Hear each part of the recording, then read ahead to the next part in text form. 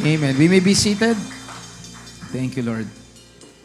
So tunay nga po na ang biyaya ng Panginoon ay atin pong mararanasan. Do you agree that? Do you agree with that?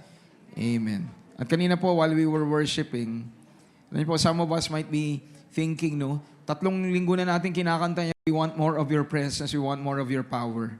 Thinking na, kikilos ba ang Panginoon? No? Parang, for the last 3 Sundays, no, we've been singing that.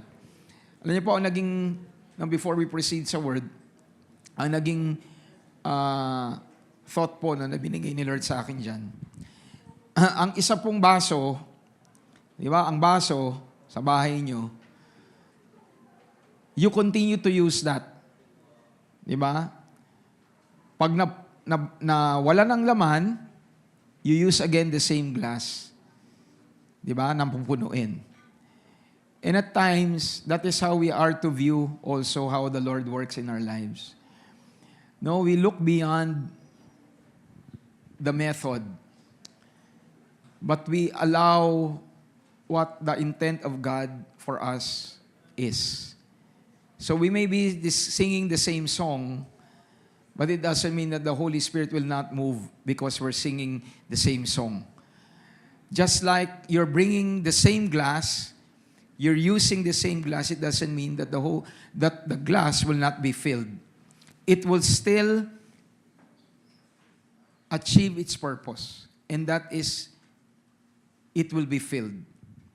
Amen po. Nakuha niyo po ba yung gusto ko explain doon? No, it is not what we see simply in the natural, but what is the heart that we offer to God. At ang Diyos po ay hindi po nagbabago. Palakpakan po natin ang ating pong Panginoon. Amen. So, welcome to Reign in Life. No, for those who are here, and of course for those who are joining us via Rock again, welcome to Reign in Life. And we will proceed po sa message po ng ating pong Panginoon. So, I think this is going to be more effective, no, compared to what I normally do na nagtatime po ako. Ay nilagay ko na po yung atin pong oras, no, kung ano po yung dapat pong mangyari. Kanina natapos po kami ng mga 9:10, no? Mga ganon. Praise the Lord. Palakpakan na po natin ang ating tuwan-tuwa yung mga umaten, no? Tapos na si Pastor Mel. Hallelujah. So we will try, no? Sa aking talaan, hallelujah, pero kinuha na po yung time ko eh. Kaya dapat po 9:50, nag-start na po tayo ng Word of God. So we're a little bit late, no? Kasi late na rin tayo nag-start, no? We started mga around 9:35 na din, no? So sayang din yung 5 minutes. But we will try to catch up. Kung makapapag-catch up po tayo, we will be ending by around 11:15. Okay. Tuwa kayo, 11:15? So let us go to the Word. Those in Christ Jesus value self-control. So today we will be concluding the series and we will be covering 2 words today. But let us just read again sa ating main text. But also for this very reason, giving all diligence, add to your faith virtue, knowledge, self-control. Sabi nga natin, self-control. Diba? And then to self-control, perseverance, godliness, brotherly kindness, and to brotherly kindness, love. Love in general. For if these things are yours and abound, so hindi lamang po meron tayo, kundi tayo po ay lumalago. We do not have this, but we continue to abound in it. What will happen is that you will neither be barren nor unfruitful in your knowledge of our Lord Jesus Christ. So ayon po dito, sa atin pong main text, meron pong mga katangian that are developed to a person or in the life of a person in Christ. Lagi natin ididiin, may kaparaanan ang mundo kung paano maging self-control. Paano maging self-controlled. Meron pong mga patterns, no, na pilit ipinipresenta ng tao. Pero we all know yun po'y kapos. Because there is only one source of self-control, and that would be the Holy Spirit. That the more that we partake of the fruit of self-control, the more we will really walk in self-control. Can I hear an amen? And 4 things we started to cover po, no? Yung pong those that are in Christ live in security. They are secured. Di ba? They are effective. And today we will cover those that are self-controlled in Christ, they are learned individual. Sila po'y puno ng karunungan na maka-Diyos. Kaya po nagagawa po nilang maging self-controlled. And again, before we continue, gusto ko pong idiin na ang nagko-control, sino po? Tayo. Hindi tayo po robot. We are self-controlled. But the Holy Spirit empowers us so that we can be self-controlled. But we make the decision to demonstrate self-control. And of course, those that are self-controlled in Christ, they are finishers. Hindi lang po tayo magaling sa simula, kundi tayo po'y natatapos. Can I hear na amen? Hindi po tayo ang natatapos, di ba? Kundi natatapos natin ang sinimulan ng Panginoon as we trust in Him until the end. So we'll cover first, sa first portion po, yung pong learned. Okay? So saan po natin yan hinango? Doon sa text natin, binanggit po doon, you will neither be barren nor unfruitful in the knowledge of our Lord Jesus Christ. So kinover na po natin yung word na barren. Last week, pag sinabing barren, ito po ay mga bagay na ginagawa natin na wala pong patnubay ng Panginoon. So you can be doing something, you can even be serving God, but without the power of the Holy Spirit, that is still barrenness. Because it only occupies your schedule, it only depletes your energy. But without the power of the Holy Spirit, that remains to be barren work. Ang nais ng Panginoon, meron po tayong pagtitiwala sa Kanyang kapangyarihan. And regardless po sa nagiging result, dahil tayo po ay nangnanangan sa kalakasan ng Diyos, sa harapan ng Diyos, that is acceptable. Nakukuha po ba natin? Di ba? Huwag po natin pag-akalain na wala kaagad nakitang resulta ay hindi po galing sa Panginoon o hindi po niya kalooban. Hindi po. Meron pong timing din ng Panginoon which we will later on see. That the timing of God is essential for people who are living in self-control. But yung pong barrenness and unfruitfulness, okay, ay na-overcome po natin sa pamamagitan po, of course, ng having the virtues and also abounding in it, and lahat pong yan ay established po sa knowledge of our Lord Jesus. So, klaro po mula sa atin pong text na ang Panginoong Jesucristo, yung pagkaalam natin, sabi niyan, pagkakilala nyo sa ating Panginoon. That is the very foundation of all the virtues. Dahil ang pananampalataya, doon din po nag-uugat. Huwag natin pong pag-aakalaan na ang pananampalataya ay wala pong pinaguhugutan. Because faith will always have its object. Diba? Naniniwala ka ba? Ang laging kasunod nun, saan? Diba? When you ask someone, naniniwala ka ba? Diba? Ang magiging response mo kagad doon, saan? So there will always be a basis of faith. So ganun din po tayo. May pananampalataya tayo dahil meron tayong nalaman. Nakukuha po ba natin? And for those that are in Christ, we embrace self-control. Why? Because we have learned what? Essential knowledge about the faith that we have received. Natutuklasan natin at patuloy tayong lumalago sa kaalaman natin patungkol sa ating pananalig sa ating Panginoon. Can I hear an amen? Thank you, Jesus. So, what is knowledge? Knowledge is epigenosis, which is true or real knowledge, and full discernment. So, hindi lamang po ito patungkol sa tunay na karunungan kung hindi meron kang ganap na pagkaunawa. Yun po yung epigenosis. At binabanggit po doon ni Peter that if you have knowledge, which is true and real knowledge, and full discernment, and then you add virtue, you add self-control, you add brotherly kindness, you brotherly love, you add kindness and love in general, you will not be barren and you will be fruitful. But it starts with real knowledge. Ang tao ay maaring maraming alam. Kagaya natin. Diba? Before we came to know Christ, meron tayong mga alam. Tama po? At hanggang ngayon, meron tayong mga nalalaman. Pero dapat nating maintindihan that there is knowledge that is true and there is knowledge which is false. And you can also have knowledge that is true, but God wants you to have full discernment. Can I hear an amen? So pwedeng meron kang alam at yung alam mo tunay. Pero nais ng Panginoon, meron kang full understanding of what you know. Hindi lang man po siya information. At yung konteksto po dito is full knowledge of Christ's nature, dignity, and benefits. Ano ibig sabihin nun? Yung alam mo na tunay, patungkol kay Kristo una kung sino siya. Kilala po ba natin ang Panginoon? Di ba? Kilala natin siya bilang Diyos.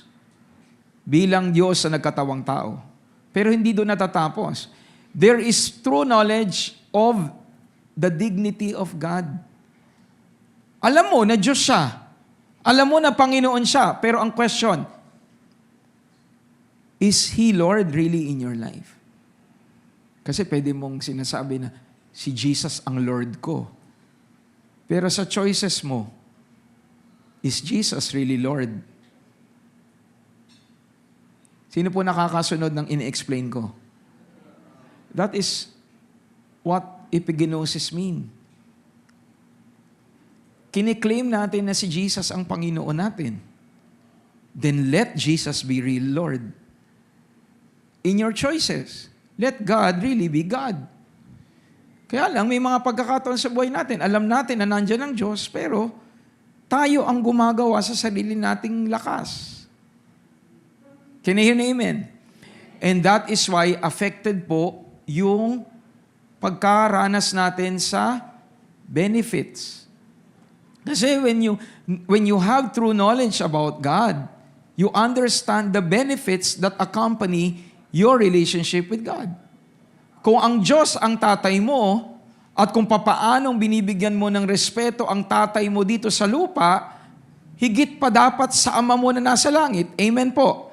At kung ang ama mo sa lupa, hindi ka pababayaan sa gitna ng iyong mga pangangailangan, higit ang ama sa langit. At dahil ikaw ay may ugnayan sa Kanya, sa gitna ng iyong pangangailangan, ang Panginoong Diyos Ama natin ang magpapala sa atin. Nakukuha niyo po? So that is what true knowledge is. And when we summarize everything, epigenosis is more than information. It is really experience. And our experience of Jesus, who He is, the dignity of Christ, and the benefits of Christ is what will transform you. Kasi pwedeng marami kang alam eh. Lahat ng Bible study inaatinan mo. Salamat! Gawin natin yan sa grace ni God. You can attend all conferences. You can attend all seminars. But unless you experience it, that will remain to be information. Kaya marami po, hindi nagbabago. Hallelujah. At least, pastor, di ba? Si Lord lang ang hindi nagbabago. Di ba? Pati tayo hindi nagbabago. Di ba? Kung ano yung nakasanayan natin, ganun pa din tayo. Mga kapatid, more than information, when you have true knowledge and experience of Christ, it will result to transformation. And that is what the Lord is after. Na ang buhay natin ay nababago. Palakpakan po natin ang atin pong Panginoon. Nakukuha niyo po ba? Are you following me? Amen. So today, our desire, Pastor, paano? Simple, manalangin tayo. Habang nakikinig tayo, may bagong impormasyon, may bagong matututunan tayo ngayon. Hallelujah. I-process natin yan through the power of the Holy Spirit. Let us pray, Lord, maranasan ko yung natututunan ko. Because unless I experience it, it will not transform me. Naalala niyo po yung it's not part of the pero naalala ko lang ngayon, di ba? Di ba yung pong, tama ba yun, yung firefly ba yun o fly ba yun? Di ba nasabi ng nanay na paro-paro, di ba? Huwag kang lalapit dun sa apoy. Firefly ba yon? Gamo-gamo. Gamo-gamo. Di ba? Huwag kang lalapit dyan. Ano ginawa po nung pong gamo-gamo? Lumapit. Di ba? Winawarningan na siya. Nasunog yung pakpak niya. Sa tingin po ninyo, babalik ulit siya ron? Hindi na, di ba? Bakit? Na-experience niya yung apoy eh. Because what will really transform you is your experience. At alam niyo po, the Word of God is so powerful. Sabi ko nga po, and this is something that the Lord reminded me, sa Rain in Line po, hindi po tayo kapos sa Word of God. Tama po? Hindi tayo kapos sa Word of God. Every day, we have something to hear. Pero bakit po, kahit na marami tayong access sa information, kung tayo po'y mag-aamin, bakit walang transformation? Because it is not the information alone that transforms you, but your experience of it. And today, God wants to tell you that He wants you to experience the power of His grace. Can we give the Lord a clap offering of praise? Hallelujah. So ang tanong, saan pong area tayo dapat maging knowledgeable more than anything? Sabi po ni Peter, for he who lacks these things,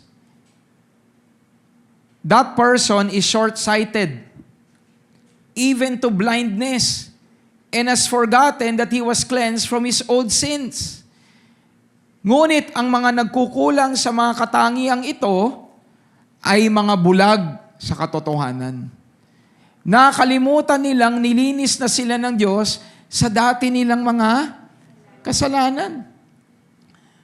So binabanggit at ini-explain po ni Peter that if a person lacks self-control, lacks perseverance, lacks love, brotherly kindness, virtue, and all those things na minention po ni Peter, and even more, pagkulang dyan, ang result niyan is blindness.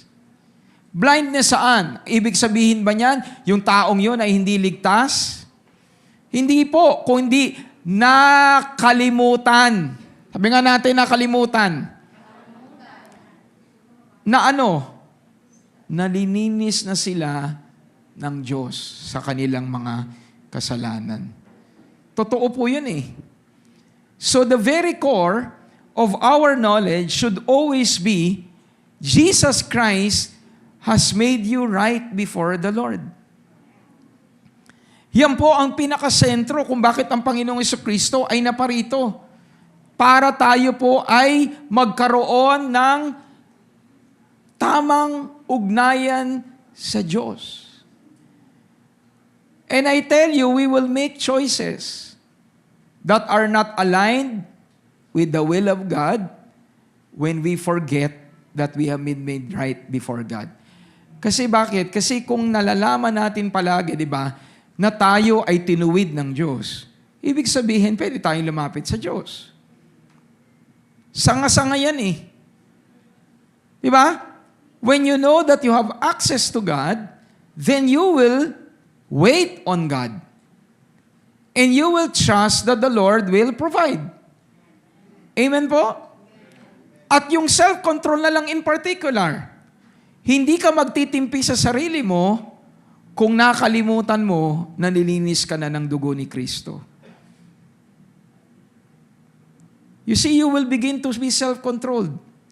Kahit nga yung sinabi ng Panginoon, ibigin ninyo ang inyong mga kaaway. Ano po yun? Suggestion? Suggestion ni Lord kung gusto nyong ibigin ang kaaway nyo at ipag-pray sila. Kung gusto nyo lang, pwede. Hindi. Ang sabi ni Lord, love your enemies. Paano magiging posible yon? Paano namin mamamahal, pastor, ang aming kaaway? Simple lang. Kung alam mong pinatawad ka ng Diyos. Kung alam mong nilinis ka niya. Kung alam mong ikaw ay tinanggap niya. Kaya yung kapwa mo na hindi pa nakakaunawa sa Panginoon, magagawa mong mahalin at kahit ipanalangin dahil ikaw mismo alam mo dahil lamang sa grace ni Lord kaya kanya pinatawad. Nakuha niyo po ba yung explain ni Pastor Mel? So it all boils down. At yung pong konteksto dyan, ang kausap po ni Pedro, ang church. Kanina ito po yung naging paalala sa amin eh. And I would like to issue this also sa ating pong lahat. Thank you, Lord. No? Ang paalala ay sa church. Sabi nga natin, ang paalala ay sa iglesia. Yes, ang Biblia po can be taken personally.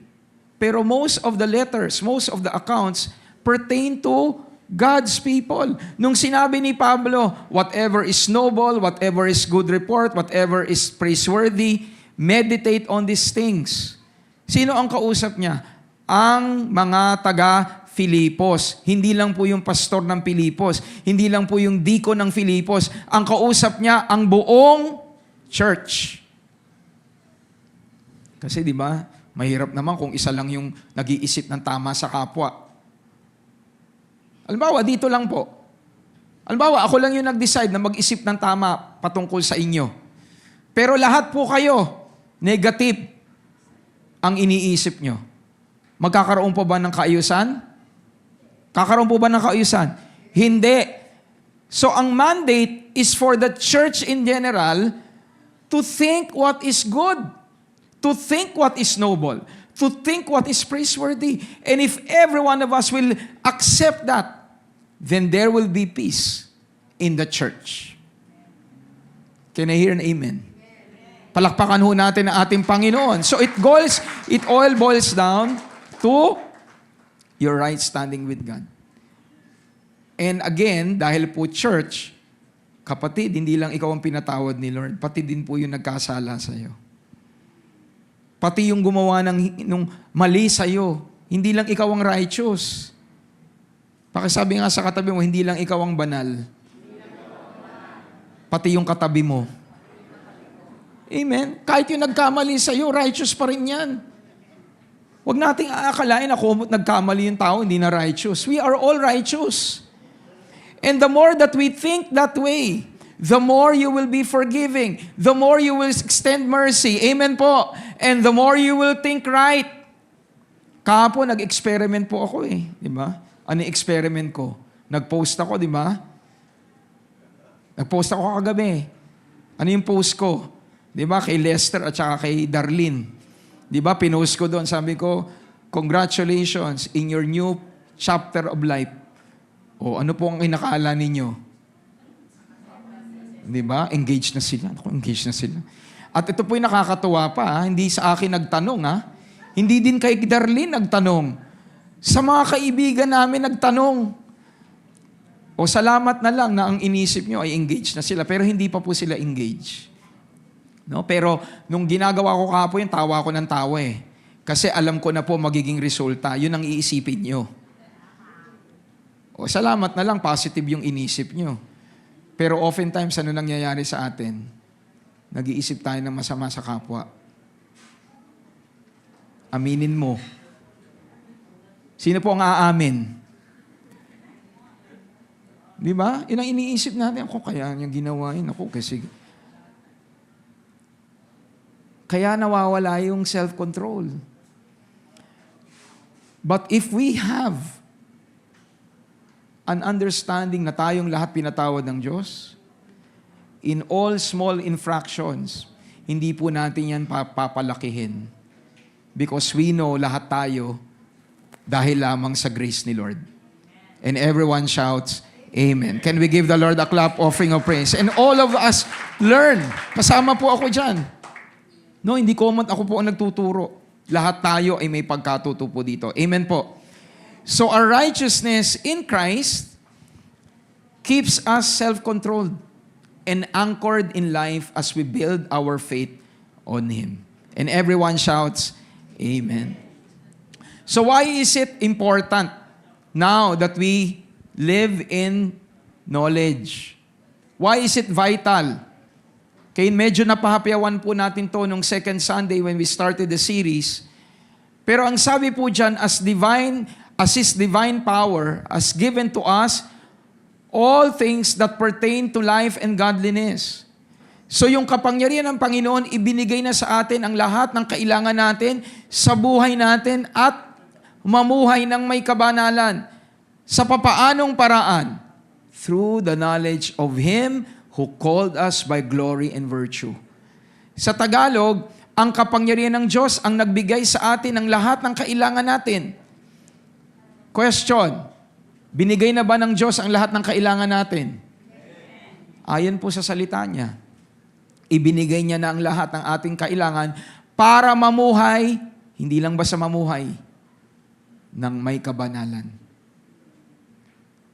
Paano nangyari?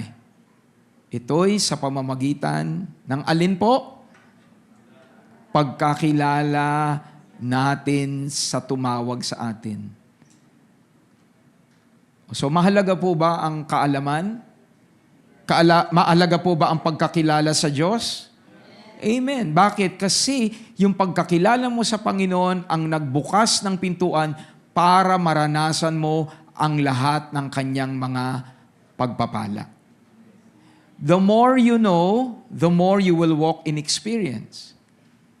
The more you will walk in self-confidence. Diba? Self-control. And when we say self-confidence, again, it doesn't mean your own will.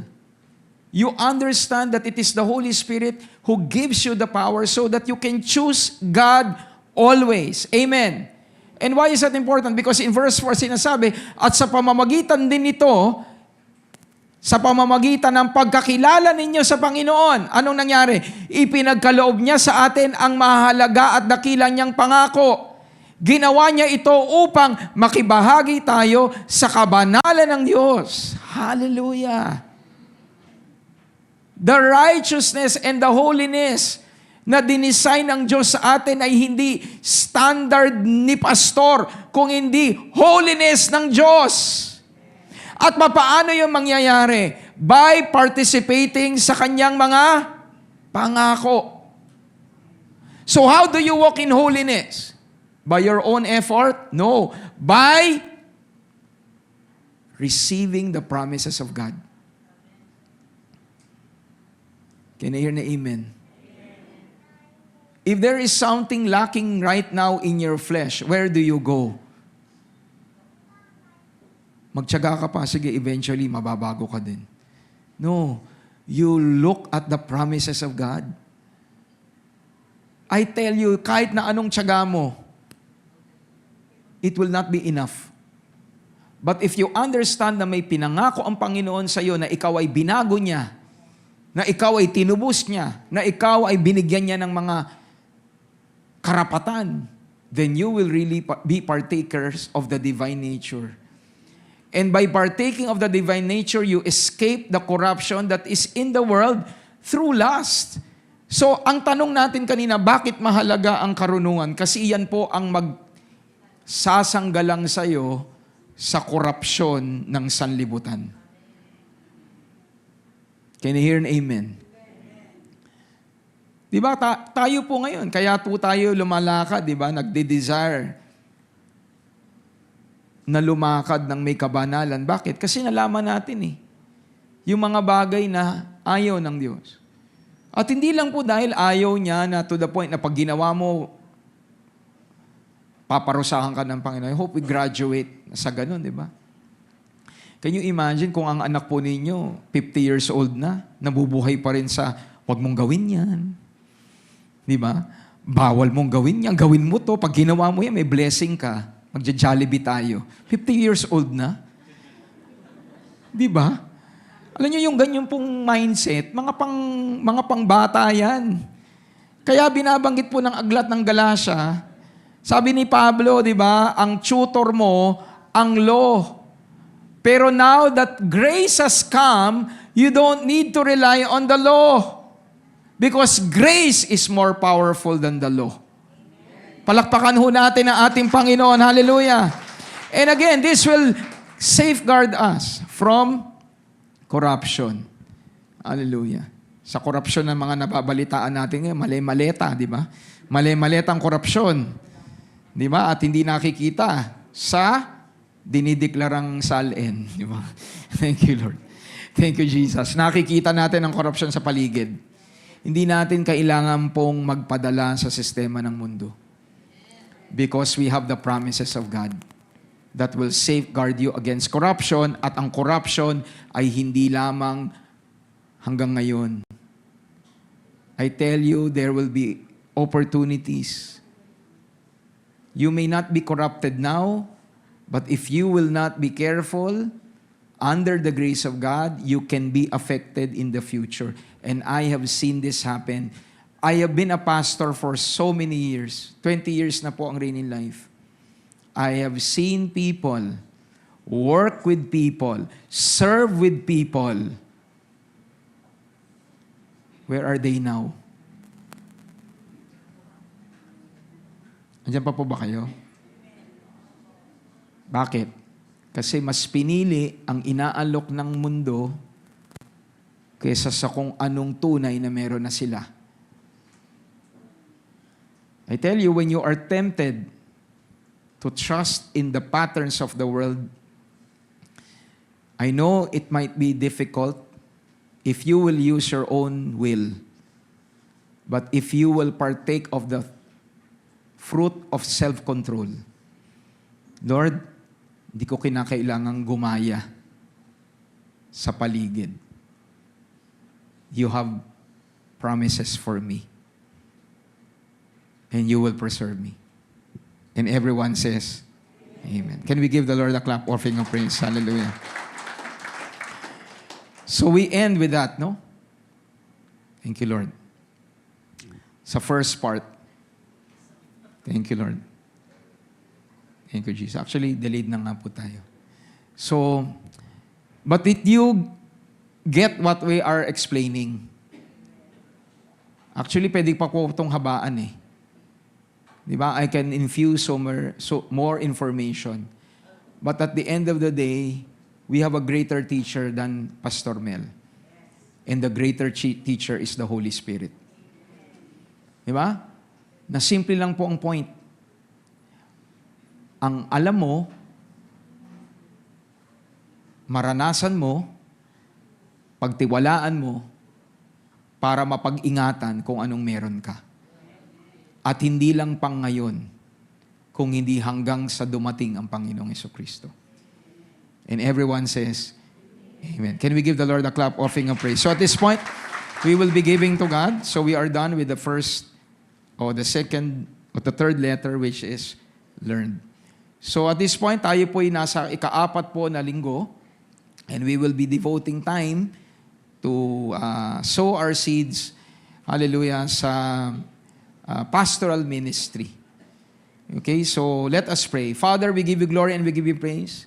As we give today, Lord, marami pong salamat sa biyaya niyo po sa amin, that we are indeed blessed to be able to hear the word. And salamat, Panginoon. Yes, I know, hallelujah, that you are the source of all knowledge, that we can come directly to you, but we thank you, Lord, that we have been given access as well to be able to understand things really through the preacher. And Lord, if there is something that we are grateful for, is the access to your word. So as we sow our seeds ngayong pong umaga, we support the continuous preaching of the gospel, and we pray that as we give, hallelujah, let the pastoral ministry, hallelujah, that we are blessed with, continue to thrive, so that more people will really experience the power of your grace. We thank you and we honor you today in Jesus Christ's name. Amen and amen. So let's give to the Lord with a cheerful heart. And at this point, tinatawagan ko po ang, before we go to the next, ko pala na ibigay kanina.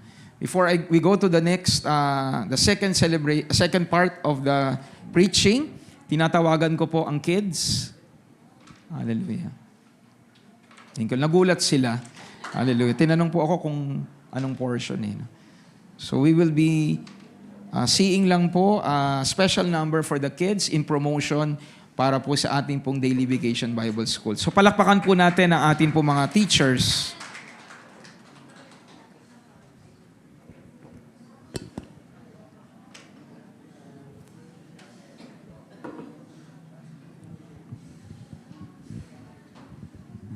Okay, so while waiting for them, yung atin pong God's Redemptive Plan seminar is happening po this Friday. 100 pesos po ang registration fee. Mahalaga po na tayo po'y matuto at sa pagkatuto tayo po ay magkakaroon po ng karampatang pumbunga. So the more we know, hallelujah, yung plano ng Panginoon, and by the way, yung redemptive plan ng Panginoon, kasama po tayo doon, na tayo'y pwedeng gamitin ng Panginoon para po ang kaligtasan po niya ay maranasan ng maraming tao. So, ready na po ba yung mga kids natin? Opo, sa church po gagawin, hindi po sa Araneta Coliseum. Kasi Ate Hermie tinatanong. Dito po sa Rainy Lake, gaganapin po ito this coming Friday and Saturday po. No, again, malaman natin, ano bang reason bakit ako niligtas ni Lord? No, we always say na ang Panginoon ang kaligtasan. Tama po.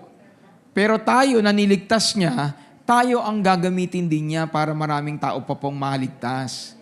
So we need to understand the plan of God. Okay, so we will learn more of that on Friday and Saturday. At ang speaker po natin ay si Dr. Eli or Eli Wu. Okay, so tinatawagan na po natin yung ating po mga teachers na galing pa po sa South Africa. Amen. Palakpakan ho natin ang Panginoon. Thank you, Lord.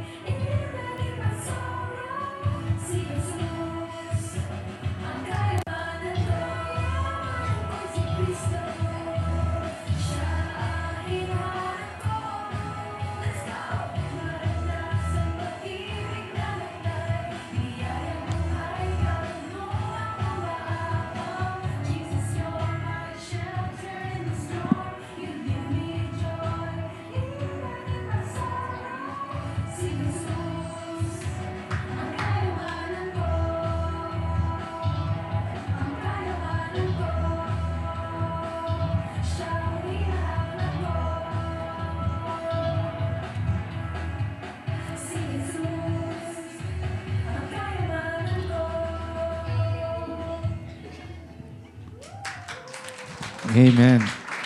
So thank you po sa atin pong abundance, and of course, some of them are teachers also. So available na po dito yung pong registration form. So 150 pesos po ang fee sa mga magjo-join, no? Especially for those that are in Reign in Life. So again, if you have any questions, at ito po'y open po kahit po sa mga kapitbahay nyo. Okay, kahit sino po, kahit hindi po part ng Reign in Life, ay pwede pong mag-join sa Daily Vacation Bible School. At ma-impart po ang salita ng Diyos sa kanila, and through that, ay magkaroon din po ng access tayo sa pamilya po nila. Amen po? So, sa mga may mga anak po, may age limit ba dito? Of course, di ba? Gusto nyo bang di ba, 50 years old ako, gusto nyo bang, pwede kayong tumulong, di ba, mag-serve. Di ba? Pero po yung coordinate na lang po with kids, pero with kids aiders, no? Especially si Kendra. Okay? So, again, sa mga meron po mga anak at mga kakilala po outside Reign in Life, maging different po ang summer nila. Okay? Maging kakaiba po dahil po sila po'y mag-aaral po ng Bible. Okay? So, palakpakan ho natin ang ating Panginoon. So, let's now proceed sa second part po ng ating pong message. So, coordinate lang po kayo kay Kendra. Okay? And again, kung may mga questions po kayo, please feel free to coordinate with them. So, let us proceed sa second part po ng message at tayo po ay sa finisher. So, for those that are in Christ, they finish. Those that are self-controlled, they finish. Can I hear an amen? So pakisabi nga sa katabi mo, dahil tayo'y na kay Kristo, matatapos natin kung anuman ang inilatag ng Diyos sa atin. And everyone says, amen. So we see this in 2 Peter chapter 1, verses 10 to 11.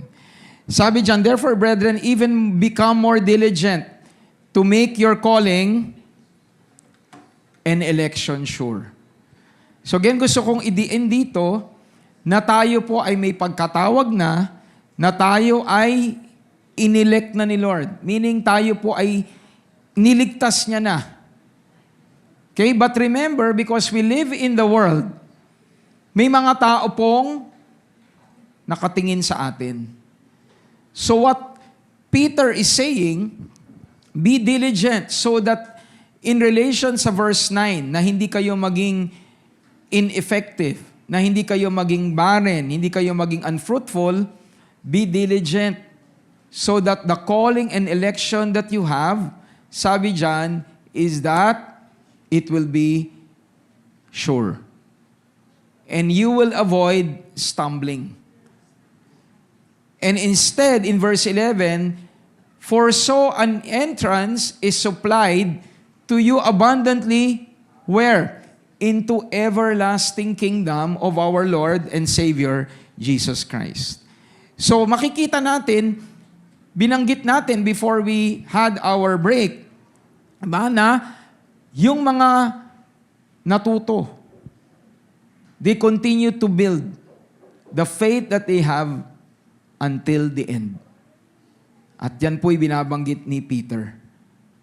That when you continue and you grow, an entrance is supplied for you when the Lord Jesus Christ returns. Palakpakan ho natin ang ating Panginoon. Hallelujah. So, those that are self-controlled in Christ, they continue with a life of faith, being built, finished, until the end.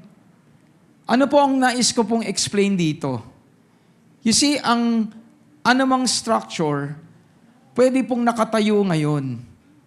Pero pag yan po ay pinabayaan, it can come to a point na ito po'y guguho. Tama po ba si Pastor Mel? If you do not maintain it, it can be shattered. Ang gusali na abandoned, pwedeng nakatayo, una ang ganda, pero pinabayaan, what would happen? It will eventually become weak. Kaya nga, di ba may mga pagkakataon, even sa mga tulay, kailangan ini-inspect. Because kung hindi po inspekin at hindi po i-retrofit, they can collapse. Nakukuha po ba natin? Ganon din po ang ating pong pananampalataya. Ang nais ng Panginoon, ang ating pagtitiwala sa Kanya, ay hindi lang ngayon, kung hindi hanggang dulo.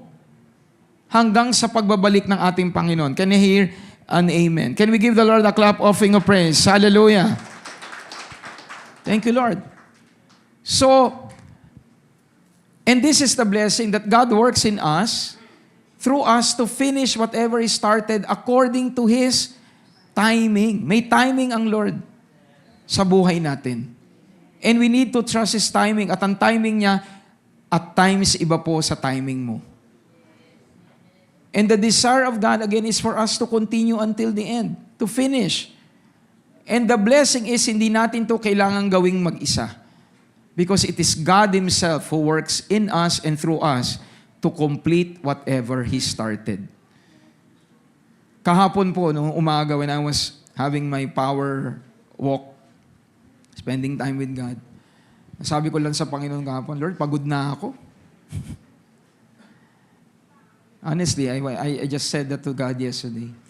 Lord, napapagod ako. I feel tired. With all the things that need to be accomplished, talagang times, di pa nasisimulan, talaga napapagod ka na. Pero alam niyo po, ang naging solusyon po doon is just to continue. Kasi kung hahayaan natin ang mga sarili natin, napapagod tayo, and then we will elevate it to the point that you will use it as an excuse for you to stop. I tell you, it will not do you good. Amen po? Or am I saying then that it is wrong for me to rest? That is not the point. Why am I saying that to myself? For me to no longer continue? And I realize at times sa buhay natin is our routine is what causes you to be tired. Diba? Yung paulit-ulit mong ginagawa, yun yung mga bagay na minsan nagiging kapaguran mo. Pero kahapon, when we went to Manila, ma-share ko lang po, talaga pong nawala po yung pagod ko. Bakit? Kasi ang katotohanan, I have no right really to be tired. Dahil may mga kapatid pong mas pagod sa akin physically. Kahapon po, meron pong dumalo doon po sa tenement na naka-wheelchair. Tanong ko nga kanina kay Jasper, paano nakarating yun? Naka-wheelchair. Naglakad? Hindi po, in-effortan po nila yon. Ini-bike po nila para makarating po doon sa gawain kahapon. At sa biyaya ng Panginoon, meron pong dumalo po doon na isa pong 80 plus years old na po siya. Na nung nakita niya po yung, kasi ginagamit alam po natin, print out eh. Nakita niya April 25. Sabi niya, birthday ko pala today. Sabi ni nanay. So sabi ko nga kay nanay, napakapalad ninyo na sa araw ngayon, ng kaarawan ninyo, nagsisimula ang SSS dito po sa Manila, sa lugar na ito. And then we were able to pray for them. And then when we were worshiping, ito po yung mabuti. Ni-remind po ako ng Panginoon, 20 years ago, hallelujah, nang ang Rain in Life po, o bago maging Rain in Life, nagsimula po ang gawain po ng Panginoon sa Manila po, sa ilalim po ng hagdanan. Nandiyan si Ate Sally eh. Kapo nagkikwentuhan po kami. From Monday up to Saturday, yung space po doon ng church, tindahan yun. Ng ninang ko po, si Ninang Tel. Kasama niya na po ang Panginoon ngayon, yung nanay po ni Ate Sally. So every Saturday ng hapon, mako-convert po yun para mag-rehearsal po ang worship team nun. At kami po, mga taga-Pasig, taon po ang binilang.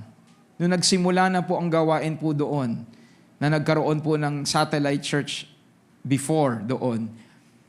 Umaga, nasa life giver kami, aatin kami, tapos lalarga po kami ng aming pamilya po sa Quiapo.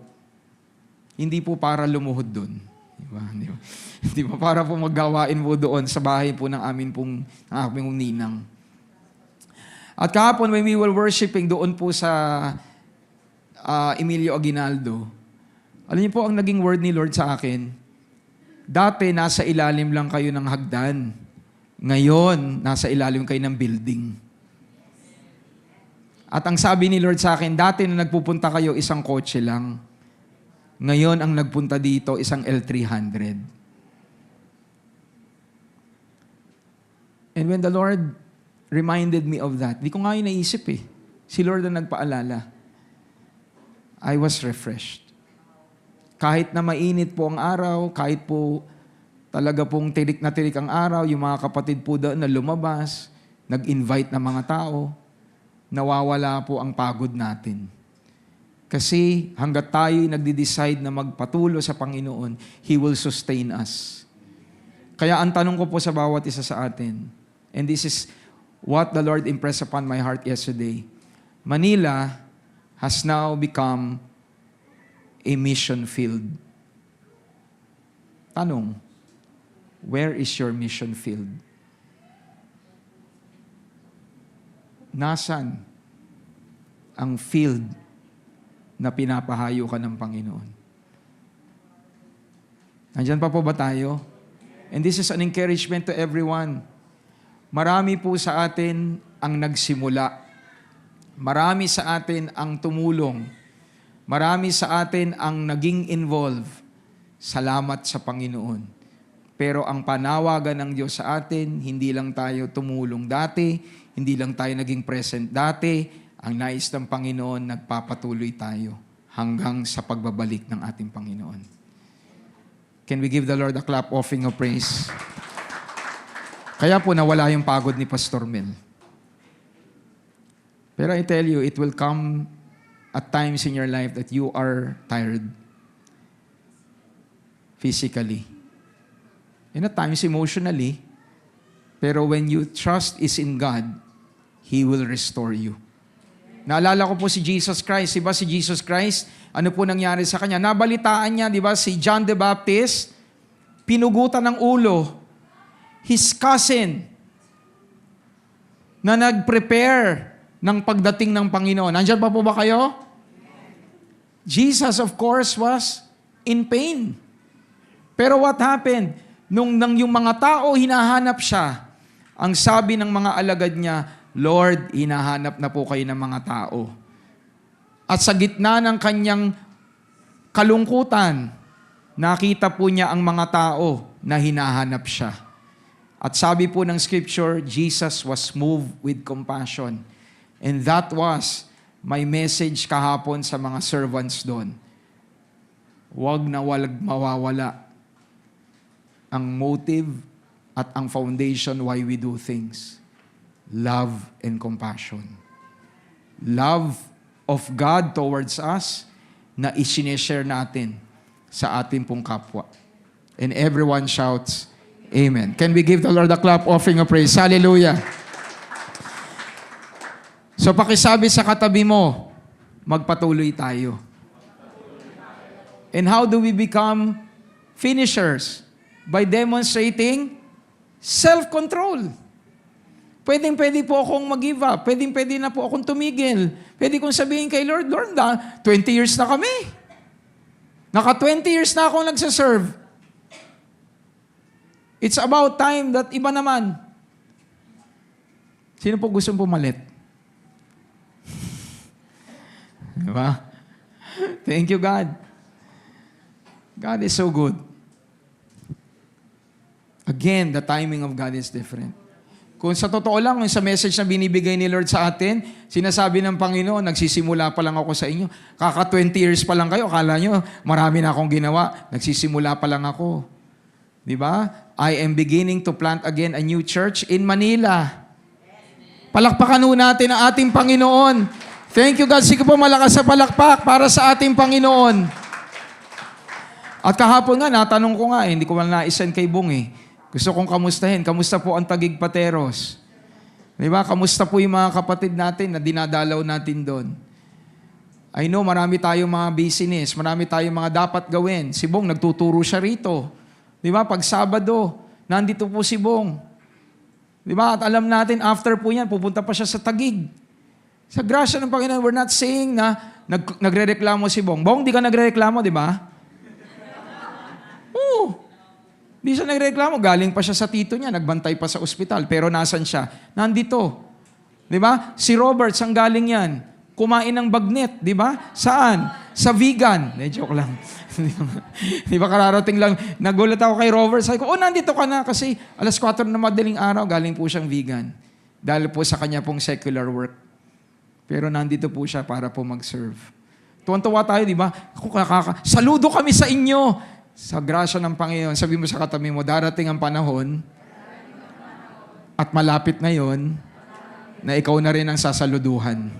Palakpakan ho natin ang Panginoon. Amen? Why? Because the mission of the church is to inspire people.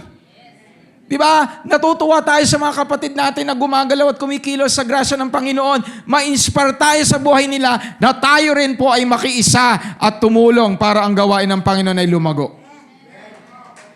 Palakpakan natin ang ating Panginoon. Hallelujah. So malapit na po tayo magtapos. 2 Peter 3:1-4 says, bakit po mahalaga ang konteksto? Because the time, at times we think ang tagal. Sabi diyan, mga minamahal, pangalawang sulat ko na ito sa inyo. Sa mga sulat ko, sinikap kong gisingin ang kaisipan ninyo sa kabutihan, sa pamamagitan ng pagpapaalala sa inyo ng ilang bagay.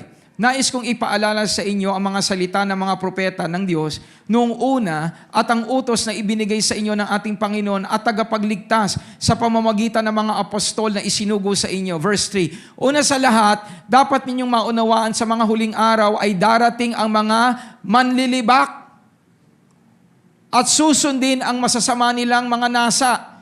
Verse 4, sasabihin nila, hindi ba't nangako si Kristo na babalik siya? Nasa na siya? O kayo mga Kristiyan, di ba sinasabi niyo, Jesus will return? Ba't hanggang ngayon di pa siya bumabalik? Kaya anong sabi? Namatay na ang mga magulang namin, pero wala pa ring pagbabago mula nang likhain ang mundo. I don't have time to read through the entire 2 Peter, pero ang konteksto po niyan, kaya sinasabi ni Pedro, build on faith, add to it virtue, add to it self-control, and all of these things. Bakit? Kasi may influence ng sanlibutan na pilit kayong sasabihan na wag na kayong maniwala sa Panginoong Jesucristo. At gagamitin pa nila yung, di ba, yung mga kapatid ninyo namatay hanggang ngayon, di pa bumabalik si Jesus. So ano na nangyari sa kanila? So they are trying to convince the Christians during that time, hindi totoo ang pangako ng Diyos. Kaya kesa kayo nag-iintay sa wala, magsaya na lang kayo sa laman. Andyan pa po ba kayo? Are you still here? Gayahin nyo na lang kami na ang buhay namin ay nakatuon sa sanlibutan. Pero ano po naging paalala ni Pedro?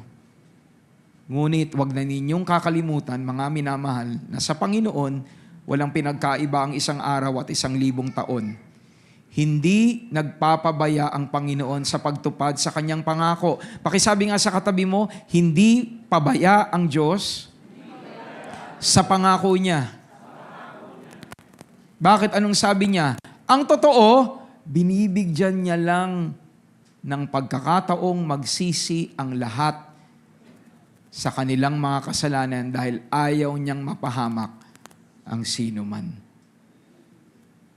Why is God extending His return? Hindi dahil ang Diyos ay slack or tinatamad na tuparin ang kanyang pangako. Ang reason niya, gusto niyang bigyan ng tao ng pagkakataong magsisi. Dahil pag bumalik na ang Panginoon, tapos na. Nandyan pa po ba kayo? At binabanggit dyan ni Peter, one day is 1,000 years to God. Sabi nga natin, one day is 1,000 years to God. I need to emphasize this, and I think I mentioned this last month yata in one of the preachings. Nilikha ng Diyos ang mundo ng ilang araw? 6 days. On the 7th day, God rested. Okay? 6 days, the Lord created the world, and on the 7th day, He rested.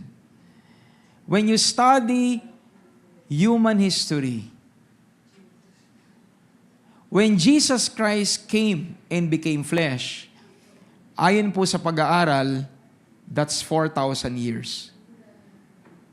So from Jesus up to Adam, 4,000 years. And from Jesus to this point, lagi nating binabanggit, namatay si Kristo 2,000 years ago. So ibig sabihin, 4,000 years plus 2,000 years, ilang years? 6,000 years. Sabi po diyan, 1,000 is equal to 1 day. So technically speaking, the world, human existence is for 6,000 years, which means 6 days. Nandiyan pa po ba kayo? So pang ilang araw na tayo? We are already on the 7th day. We are already on the 7th day. On the 7th day, God rested. Mga kapatid, malapit na pong bumalik si Lord. We are already on the 7th day. And even human history will testify of that. Kaya ang pagiging masigasig sa gawain ng Panginoon ay hindi next year. Baka hindi na po dumating yun.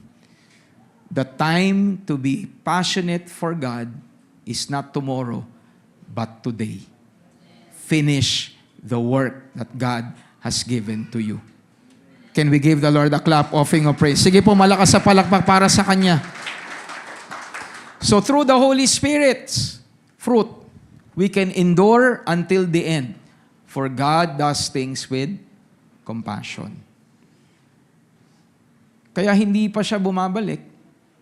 Kasi po, meron siyang binibigay ng pagkakataon. So ibig sabihin ba niyan, Pastor, aabutin ulit ng 2,000 years? I don't believe it. Tandaan natin, nang sinabi po ito ni Pedro, more than 2,000 years na buong nakalipas. So hindi po aabutin ulit ng 2,000 years. And based on what we have discovered, anytime soon, the Lord can go back. He can return. Occupy till I come. Habang may lakas, maglingkod sa ating Panginoon. And finish work according to grace. Kung kinakailangan mo magpahinga ka. With the intention ng hindi ka tumigil.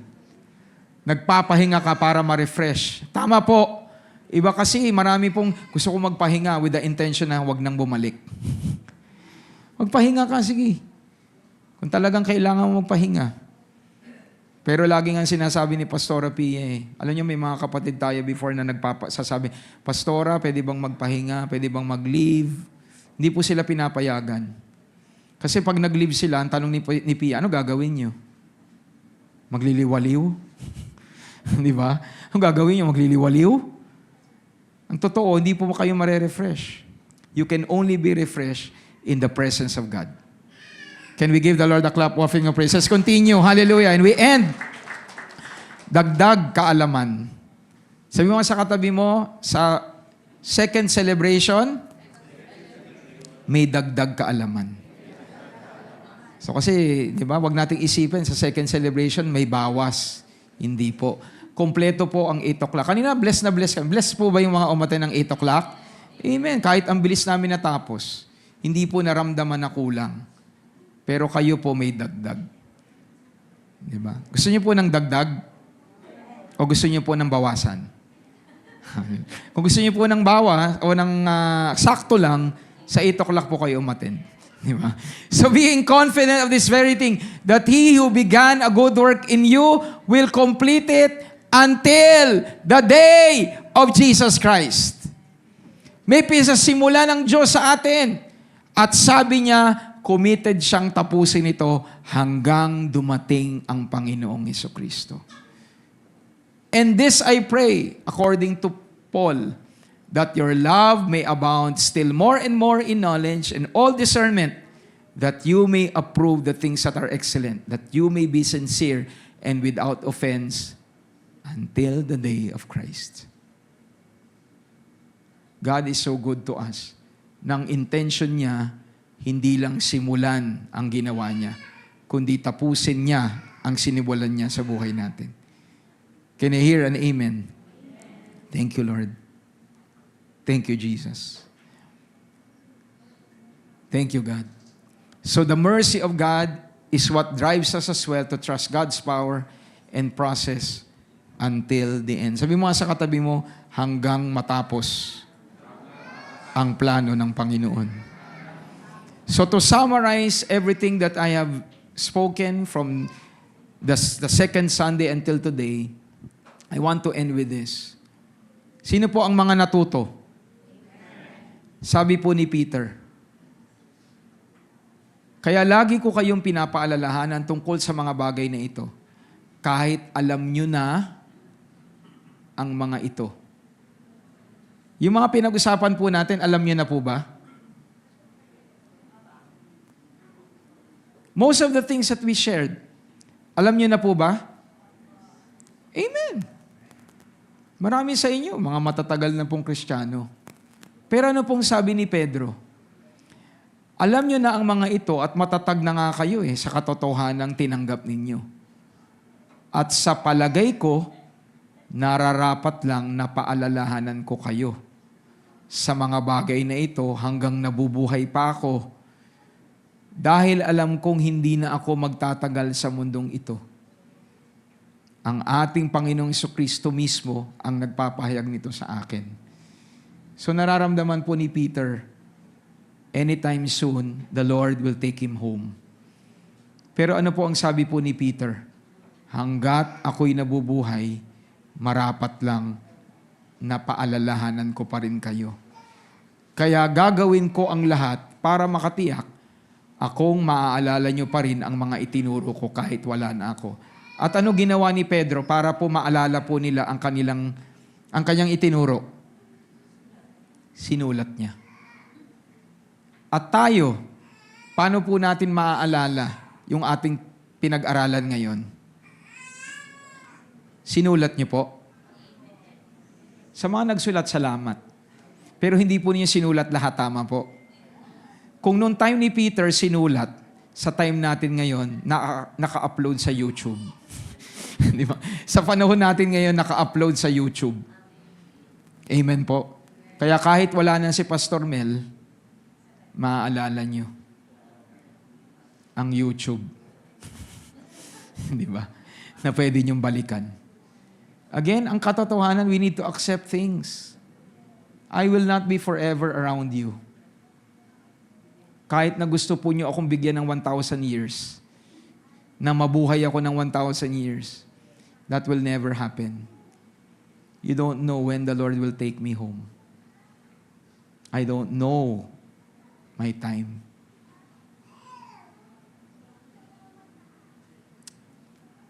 Andiyan pa po ba kayo? Hindi po ako nagpapaalam, ha? Pero we need to accept the truth. Your time and my time on earth is not eternal. At habang meron kayong tagapagturo, meron kayong tatay na nagpapahalaga sa inyo, bigyan ninyo ng puwang sa inyong mga puso. Sabi nga po ni Paul, marami kayong teachers, pero iilan lang ang tatay nyo. You can listen to all preachers online. Kahit buong magdamag, pakinggan ninyo ang lahat ng preachers. Amerikano, Aprikano, British, Pilipino, kahit lahat, pakinggan nyo. Pero maituturing nyo sa harapan ng Panginoon, iilan lang po ang tunay na nagmamalasakit sa inyo. And that is like Peter. Kaya kahit sinulatan niya na Tinuruan niya na, anong sabi niya, hanggat hindi pa ako kinukuha ni Lord, mangangaral at magpapaalala pa rin ako sa inyo dahil nais ko lahat tayo makarating hanggang dulo. Can we give the Lord a clap offering of praise? And what we need is for us to support one another. Let's all finish the race together.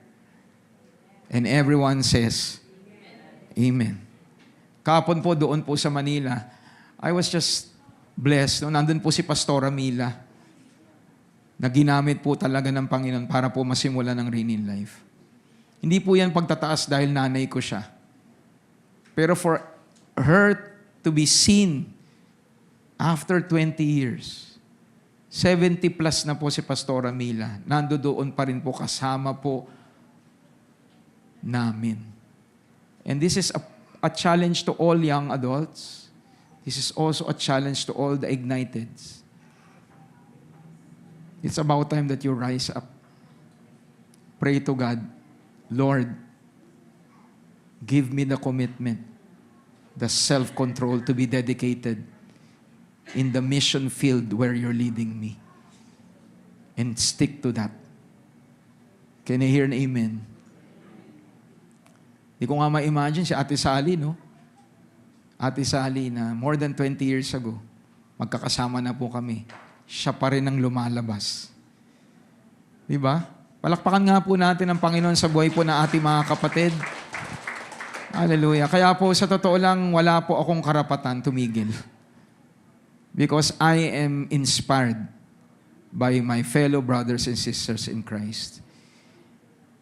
Hallelujah. So through self-control, whatever we have in Christ, we learn. Which we learn? Embrace, continuous reminder for our growth. Di ba? Laging matuto. Laging magkaroon ng sense of humility. That even if we know things already, desire to be deeper. Desire to elevate for the glory of God. And everyone shouts, Amen. Can we give the Lord a clap offering of praise? Hallelujah. So, again, those that are self-controlled are secured, they are effective, they are learned, and they are finishers. So, sa growth group po, mamaya, or growth, or a group to connect. Okay, so binabago na po yung pangalan, hindi na po break to connect, group to connect. Kasi baka po mag-break tayo, di ba? Kaya ayaw natin mag-break tayo. Di ba? We want to be grouping together for the glory of God. So in what area of faith do you need to learn more? Aminin. San ka kailangan lumago pa? And what do you think is needed to finish the course that God has set for you? I want everyone to be seen at the end of the race. Amen po? So at this point, we will be having communion. Thank you, Lord.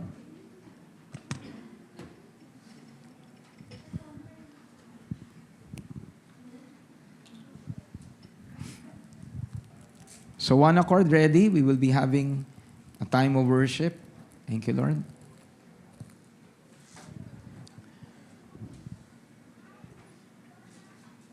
So as we participate sa communion, let the power of the Word of God that we have learned really come alive. And through the communion, we are reminded of the covenant that we have in Christ. Let us pray. Father, we give you glory and we give you praise. As we have communion, we pray, God, that anyone who is sick now, anyone who is feeling tired, I pray, Lord, that they will experience restoration just as you have restored mine. And I pray, Lord, that we will be infused with greater vigor. At sino man, Panginoon, na may karamdaman ngayon, ay makaranas po ng kalakasan at kagalingan. This is our declaration. In Jesus Christ's name, amen. Let's all partake by faith.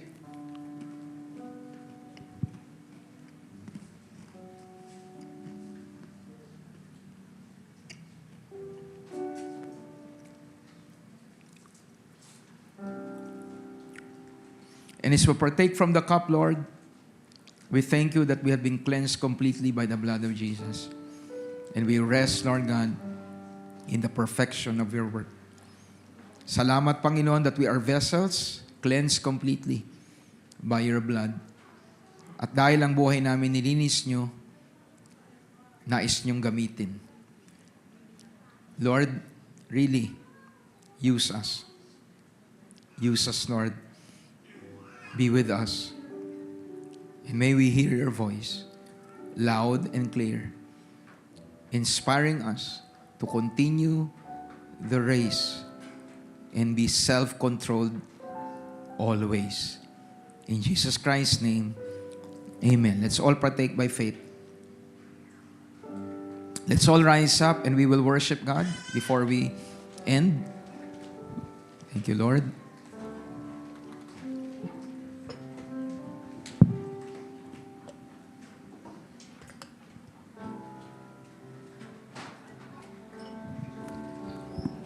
Thank you, Jesus.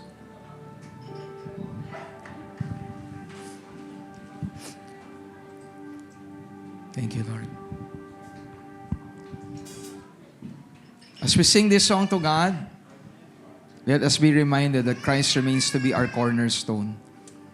He is the reason why we can be built up in faith. At anuman ang nararanasan natin, tagumpay man o times failures, we are secured because Christ is our cornerstone. Thank you, Lord. Thank you, Jesus. Thank you, Lord.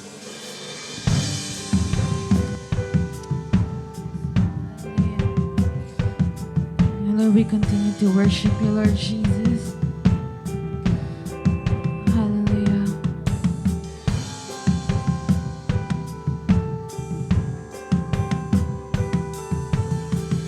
My hope is built on nothing less than Jesus' blood and righteousness. I dare not trust the sweetest friend, but only trust in Jesus' name. Oh, let's declare this. Hallelujah. My hope is built on nothing less than Jesus' blood and righteousness.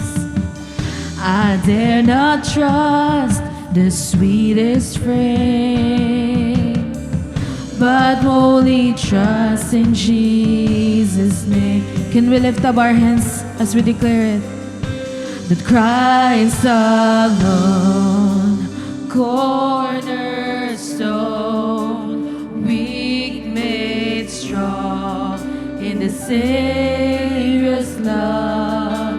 Through the storm, He is Lord, Lord of all. Yes, Lord, you are our Lord and Savior. When darkness seems to hide His face, I rest on His unchanging grace. Thank you, God. In every high and stormy gale, my anchor holds within the veil. My anchor holds within the veil. Christ alone, cornerstone, weak made strong in His Savior's love. Through the storm, He is Lord, Lord of all. Oh, Christ alone, Christ alone, cornerstone, weak made strong. Hallelujah. In the Savior's love, through the storm, He is Lord, Lord of all.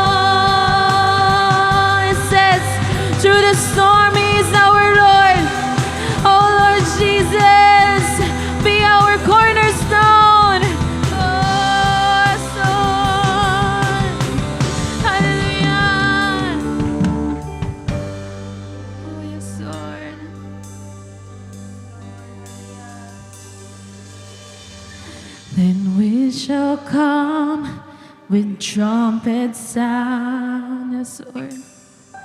Oh, may I then in you be found, Lord, just in His righteousness alone. Faultless stands before the throne. Yes, Lord. And Christ alone, cornerstone, weak made strong in the Savior. Until you come, Jesus. Oh, yes, Lord. He is Lord, Lord of all. For the last time we declare the Christ alone, cornerstone. We are strong in you, Lord.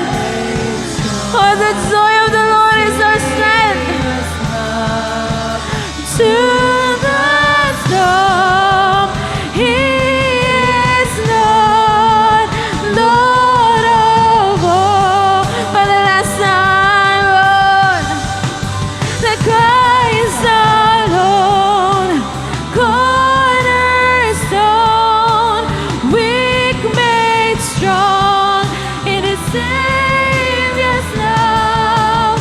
Through the storm, He is Lord, Lord of all. Come on, church, let's declare praise and worship to our King who is coming. Hallelujah! Oh, Jesus! Oh, yes, Lord! Oh, thank you, Lord! Oh, hallelujah! It says in your word that we are chosen and we will never be forsaken. Hallelujah! We will run the race, remembering who we are in you, Lord. Jesus. Oh, we worship you, Lord. Who am I that the highest King would welcome me? Amen. I was lost, but He brought me in. Oh, His love for me. Oh, His love for me. Who the Son sets free, oh, is free indeed. I'm a child of God. Yes, I am. Thank you, Jesus. Free at last, He has ransomed me. His grace runs deep. While I was a slave to sin, Jesus died for me. Yes, Lord. Yes, He died for me. Who the Son sets free, oh, it's free indeed. I'm a child of God. Yes, I am. And His promises. Father's house, there's a place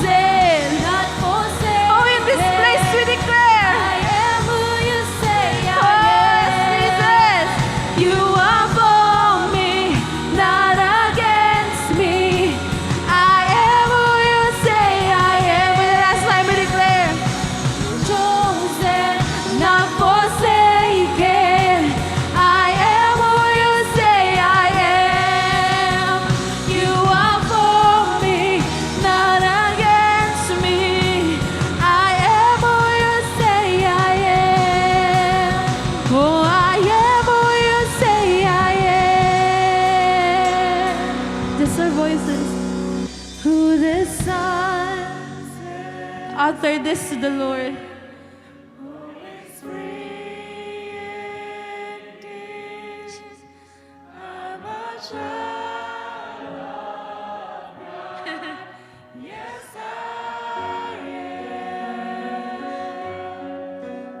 In my Father's house, there's a place for me. I'm a child of God. Yes, I am.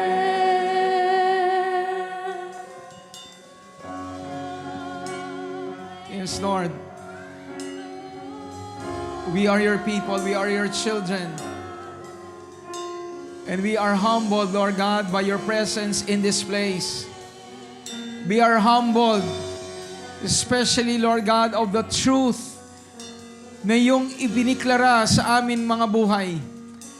And I know we have our entire lifetime on earth and even for eternity to be able to discover how great and mighty you are. How glorious you are, God.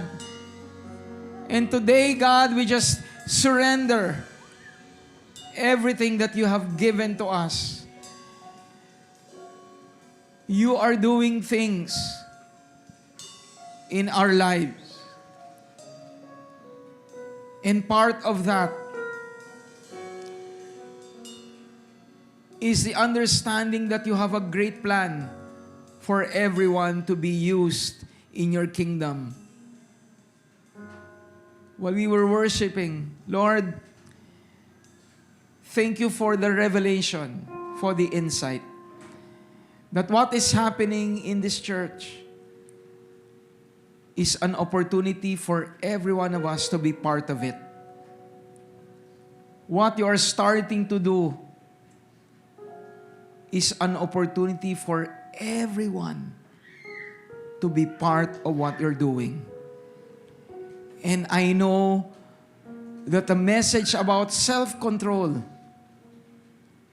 is what everyone needs to hear. That in Christ Jesus, we can value that very important virtue, that we get to choose you above all. That we get to participate in what you're doing. So today, as we end this series and we end the month, may you empower every child of God who is part of this church, who is part of this family, that we will truly embrace your calling. And together, being alive in you, we will serve with grace, and we will impart grace as we receive it from you. At anuman po ang mga challenges ng bawat isa, very clear. We have the power of God, we have the promises of God, and we have the position in Christ Jesus. So let your people always rest in what you have done, that we will never forget that we have been made righteous by faith in Christ, and we have received abundance of grace. And together, those two, we reign in life through the one, Jesus Christ. We will all leave this place blessed with the power of the Holy Spirit, with the grace of God, and with the love of the Father. In Jesus Christ's name, and everyone shouts, Amen and Amen. Can we give the Lord a clap offering of praise?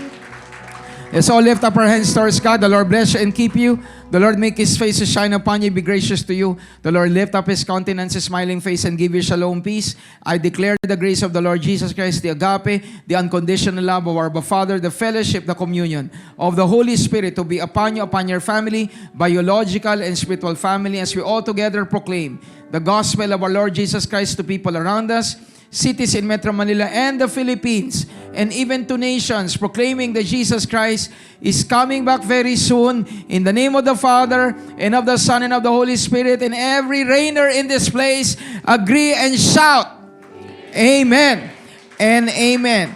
Can we all proclaim we are part of God's family kingdom? We are highly favored, greatly blessed, deeply loved, all because of our King in us, the Lord Jesus Christ. Amen and amen. So thank you so much for joining, and for those who connected with us via Rock, remember Rainy Life through Jesus Christ. Hallelujah.